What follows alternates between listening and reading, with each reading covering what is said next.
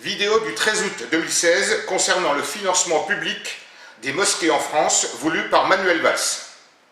Cette vidéo sera suivie d'un courrier recommandé daté du 15 août qui sera posté le lendemain. Monsieur le Premier ministre, lorsque la France mitterrandienne de 1982 vous a accordé le droit de devenir français, vous a fait l'honneur de devenir français, vous vous étiez forcément engagé à en respecter son histoire plus que millénaire, sa constitution, son peuple, ses lois, ses us et coutumes, respecter le fait que le baptême de Clovis, le 25 décembre 496, en faisait la fille aînée de l'Église. Or,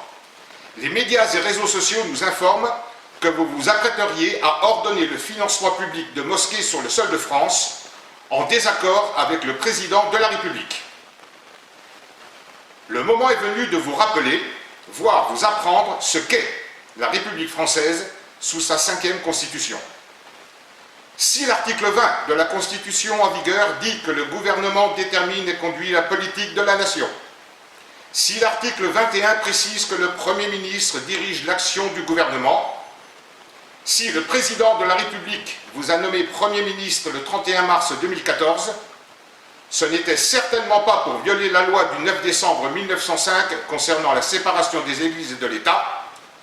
pas plus que violer l'article 1er de la Constitution du 4 octobre 1958,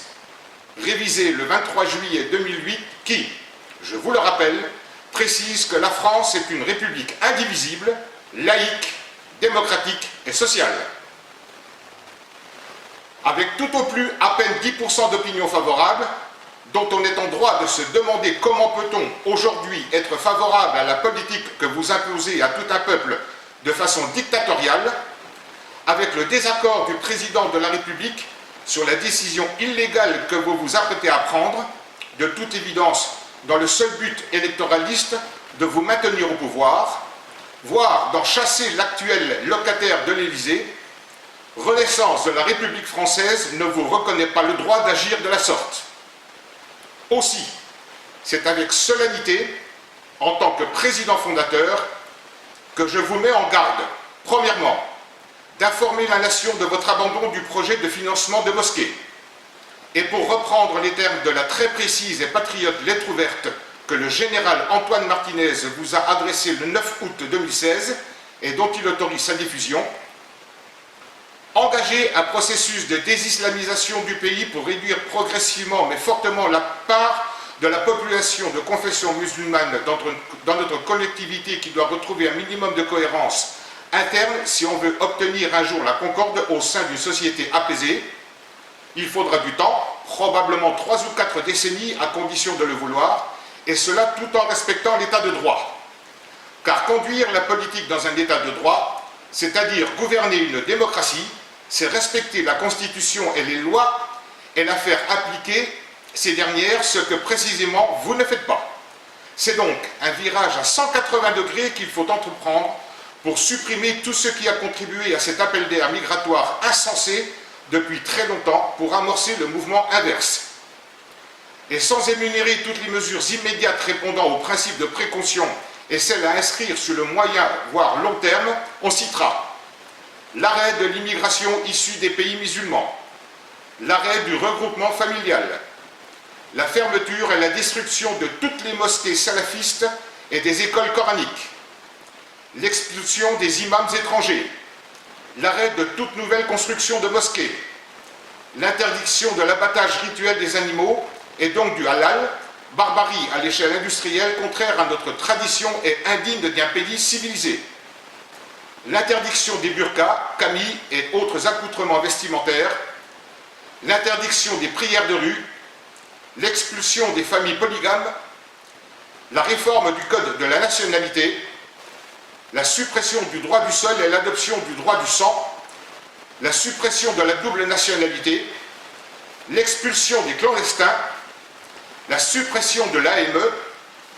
la dissolution de l'UOIF, l'annexe des frères musulmans, le retour dans leur pays des étrangers sans emploi,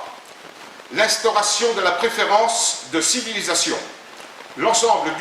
du plan de mesures doit viser à faciliter le renvoi dans leur pays d'origine,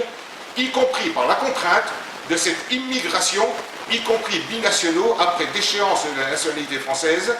qui ne respecte pas nos règles de vie et nos traditions, et qui ne doit plus pouvoir imposer sa culture mortifère sur notre territoire. Reprise du courrier du 15 août 2016 de renaissance de la République française. L'ensemble de l'exécutif et une majorité du Parlement sont responsables des événements tragiques qui ont endeuillé mon pays depuis votre arrivée au pouvoir en 2012.